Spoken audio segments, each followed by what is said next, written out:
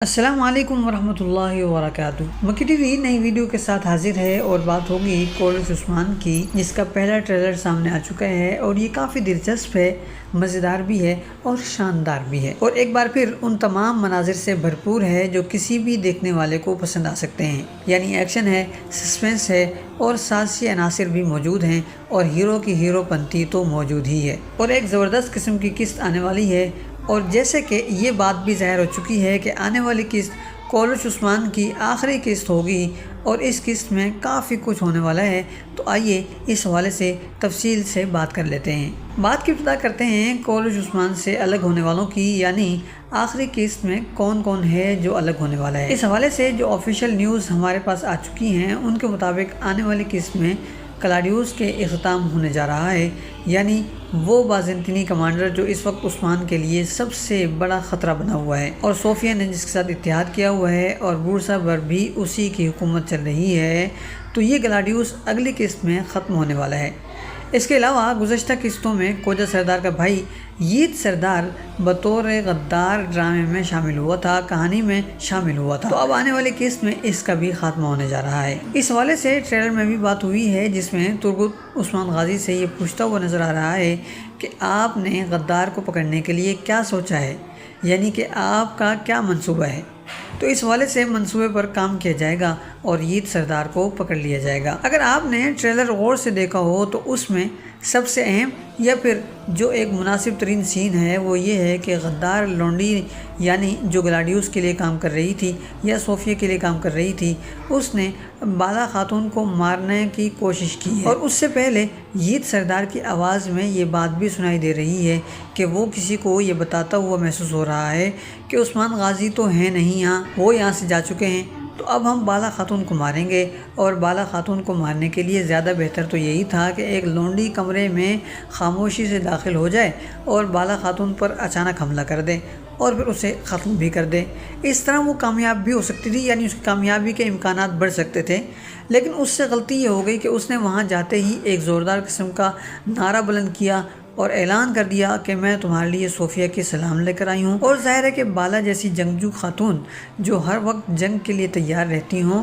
ان کے لیے اس طرح کے حملے کو روکنا اور پھر اس کا دفاع کرنا اور پھر دشمن کو زیر کر لینا کوئی ایسا بڑا یا کوئی ایسا مشکل کام نہیں تھا، اور اسی لیے جب انہوں نے لونڈی کو زیر کر لیا اور پھر وہ لونڈی سے جب تفتیش کرنے لگیں تو تب وہاں یید سردار کی آمد ہوئی ہے اور اس نے آ کر اس لونڈی کا خاتمہ کر دیا ہے۔ اگرچہ یہ سین یا یہ منظر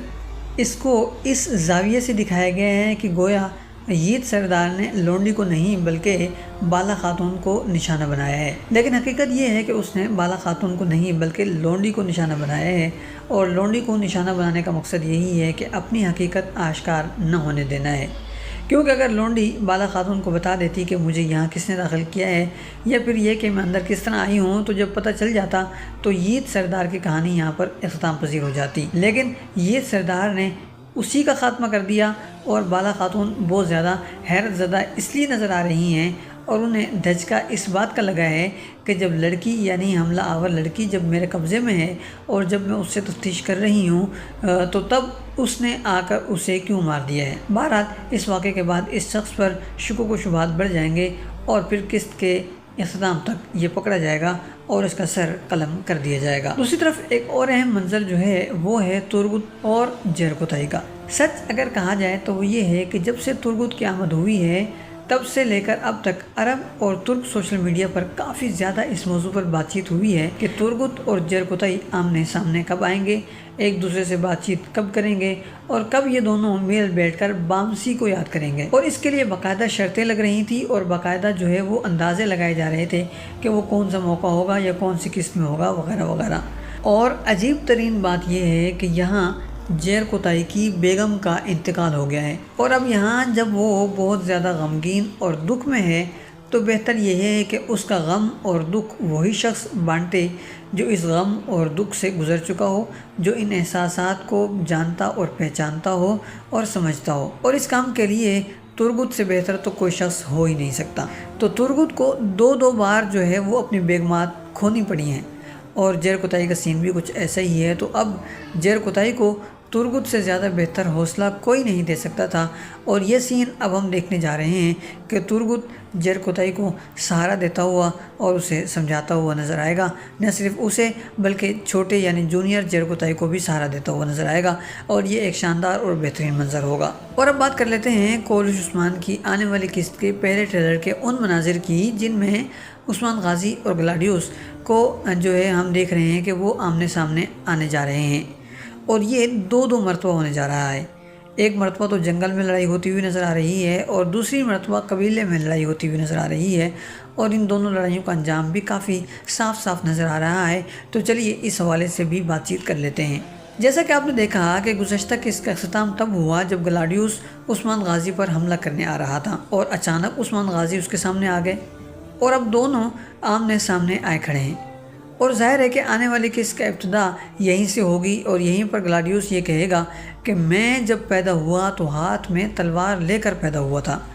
یعنی میں ہمیشہ سے ہی جنگجو ہوں،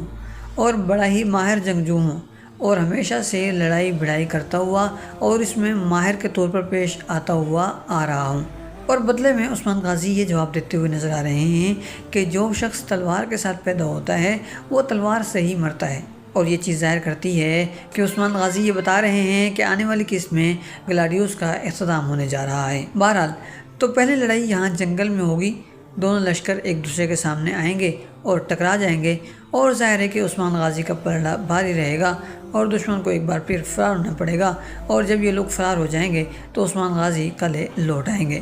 دوسری طرف صوفیہ کا جو منصوبہ تھا کہ عثمان غازی کو مار دیا جائے، اور عثمان غازی کو جب نہیں مارا جا سکا تو بالا خاتون کو مار دیا جائے، اور بالا خاتون بھی نہیں مری بلکہ وہ بھی بچ گئی ہیں، تو اب یہ دونوں غصے میں پاگل ہو گئے ہیں، یعنی صوفیہ اور گلاڈیوس۔ تو پھر اب ان لوگوں نے فیصلہ کیا کہ عثمان غازی نے جب ہماری شہرک پر حملہ کیا ہے تو ہم بھی اس کی شہرک پر حملہ کریں گے، اور وہ شہرک ہے ان کا قبیلہ، اور یہ بھی عثمان غازی کے منصوبے کے تحت ہو رہا ہوگا۔ اور جیسا کہ آپ نے اوپر سنا کہ ہم نے یہ کہا ہے کہ ترگت غازی عثمان غازی سے پوچھتے ہوئے نظر آ رہے ہیں کہ غدار کو پکڑنے کے حوالے سے آپ کا کیا منصوبہ ہے، تو اس کے جواب میں عثمان غازی نے اس وقت تو کچھ نہیں کہا، لیکن منصوبہ یہی ہوگا کہ ہم دیوان بلائیں گے اور وہاں قبیلے کے حوالے سے کوئی ایسا فیصلہ کریں جس کی وجہ سے دشمنوں کے لیے وہاں حملہ کرنا آسان ہو جائے، یعنی وہ قبیلے کو ترنیوالا سمجھ لیں اور وہاں دھاوا بول دیں، اور ہمیں یہی کچھ ہوتا ہوا نظر آنے والا ہے۔ یعنی غدار نے پھر یہ ساری معلومات گلاڈیوس اور صوفیہ تک پہنچا دی، اور اس دوران ترگت غازی جو ہیں وہ ان سب پر نظر رکھے رہے،